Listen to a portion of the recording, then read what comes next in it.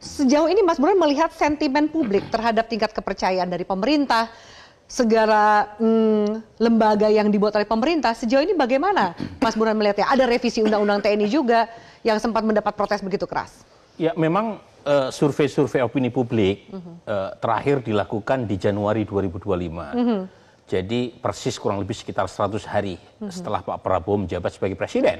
Dan pada saat itu sentimennya secara umum masih positif. Ya. Survei Kompas, survei Indikator, survei LSI itu menemukan kisaran sekitar 80%. Itu memang angka yang sangat tinggi ya Mas? Sangat tinggi, tetapi lagi-lagi masih pada masa bulan madu dan pemerintahan Prabowo belum mendapatkan ujian yang sebenarnya. Dan persis setelah 100 hari beliau menjabat, itu muncul satu persatu. Satu persatu.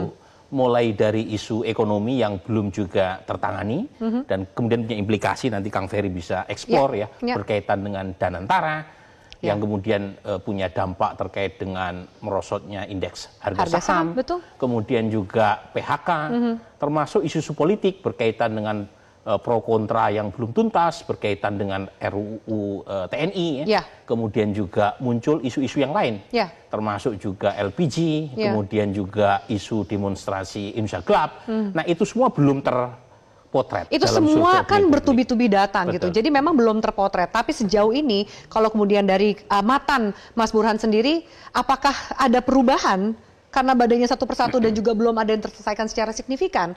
Akan jauh berkurang atau ternyata masih bisa diatasi oleh pemerintah? Ya tentu harus dilakukan survei ya, karena apa yang kita lihat di media sosial bisa saja merembes ke bawah, tetapi bisa juga dampaknya tidak sebesar yang kita kira. Tetapi kalau kita lihat secara teori, itu harusnya memang punya dampak.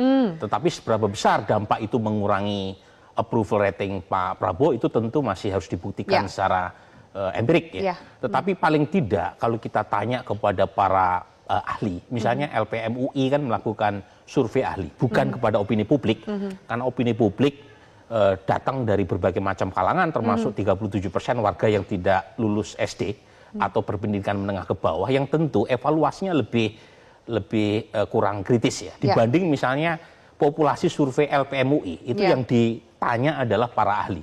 Dan memang mereka mengakui, para ahli yang menjadi responden survei LPMUI, bahwa terjadi penurunan kepercayaan para ahli terkait dengan iklim ekonomi.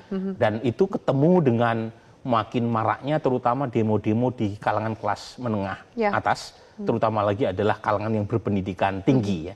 Memang masih perlu diuji apakah itu merembes ke bawah, tapi setidaknya ketika demo-demo itu makin marak dan belum juga terkendalikan, tentu secara besar atau kecil, cepat atau lambat, itu punya dampak kuat untuk menurunkan approval presiden. Dan karenanya Presiden Prabowo harus cepat mengambil langkah, karena terus terang terjadi beberapa kekacauan komunikasi politik Jadi beberapa pernyataan-pernyataan yang blunder dari pejabat sekitar beliau itu menambah suasana chaos, terutama terkait dengan pesan yang dikirim kepada pasar maupun pesan yang dikirim kepada publik. Dan memang sejauh ini belum punya dampak di kalangan elit ya. Di kalangan elit masih sangat solid. Bahkan PD Perjuangan yang elit ini berarti politisi, mereka yang berada politik. Di DPR. Baik, jadi di DPR ada 8 partai, 7 solid mendukung Pak Prabowo sejauh ini. 1 partai tidak punya representasi formal di kabinet, tetapi perilakunya, yaitu perilaku PD Perjuangan, itu sangat tanda kutip jinak.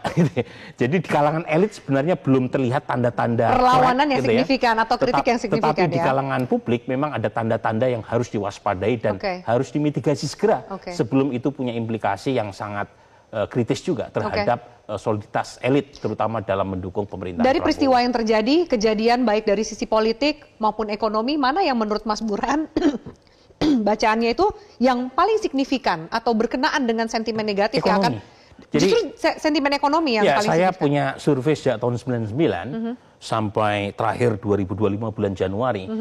Determinant factor yang paling signifikan dan konsisten menjelaskan approval rating adalah ekonomi. Jadi kalau misalnya ekonomi dipersepsi buruk, baik secara sosiotropik atau egosentrik, itu dampaknya itu langsung menurunkan, memperosotkan approval presiden. Banyak hal. Oke. Jadi memang ekonomi, dan kebetulan memang ekonomi sekarang PR-nya paling banyak kan. Betul. Mulai dari isu Danantara, Ya. kemudian penurunan kurs rupiah, Betul. kemudian PHK. Jadi ada banyak PR yang harus dituntaskan sebelum itu merembet kemana-mana. Oke.